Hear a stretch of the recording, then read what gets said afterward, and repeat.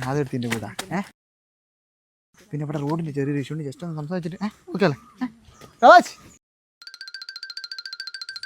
ഇതാണ് നമ്മളെ സ്ഥാനാർത്ഥി പ്രതിഭ. പിന്നെ വോട്ടുമ്പോ തന്നെയല്ലേ പറയണ്ടല്ലോ രാധാജി. റോഡിന്റെ നമ്മൾ കൊടുത്തിട്ടുണ്ട്, അത് പെട്ടെന്ന് തന്നെ ശരിയാവും. അപ്പൊ അതിന്റെ കാര്യത്തിലൊന്നും നിങ്ങള് ഇനി ടെൻഷൻ ആവണ്ട അല്ലേ? എന്നാ ഞങ്ങള് വരട്ടെ എന്നാല്. ഏടെ ബെറ്റേന്ന് ഞാൻ കുറച്ച് ദിവസം മുമ്പ് എന്റെ പുരക്ക് വന്നിട്ട് ഇങ്ങനെ എന്നോട് പറഞ്ഞ എന്തെന്ന് രാജി? അല്ല അഖിലേഷ, ഞാളെ പുരക്കുള്ള റോഡിന്റെ പണി ഇതുവരെ ശരിയായില്ലല്ലോ. ഞാനിവിടെ എത്ര പെരുത്ത് വന്ന് ഞാൻ എന്താക്കുവാനാ നിങ്ങളെ റോഡിന്? ഞാൻ കൊടുത്തേക്ക് റെഡി ആകണ്ടേ? നിങ്ങൾ ഇങ്ങനെ 2 ദിവസം കൂടുമ്പോൾ ഇവിടെ വന്നിട്ട് ഇങ്ങനെ ചോദിച്ചാൽ ഞാൻ എന്താക്കുവാനാ? റോഡ് എന്റെ തെറ്റാ ഇത്? കഴിഞ്ഞ 10 കൊല്ലായില്ലേ ഞാൻ ഇതും പറഞ്ഞ് എന്റെ പുരക്ക് വരുന്ന്, ഇതുവരെ ശരിയായ? എന്റെ മക്കൾക്ക് കല്യാണം എല്ലാം കഴിക്കുവാനുള്ളതല്ല.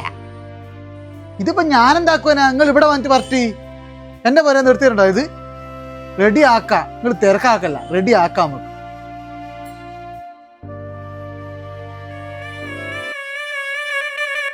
ഇനി കുളിപ്പുണ്ട് അഖിലേഷേ?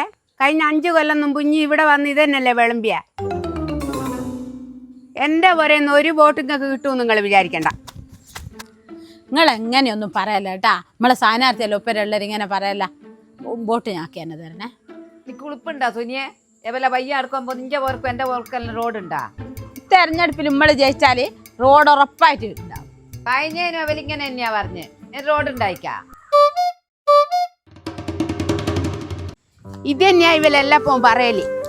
നമ്മള് പൊട്ടം മാർഗം നല്ലാണ്ട് എന്താ വെറുതെ ബോട്ട് ഇത് വില ജയിപ്പിക്കുവേ?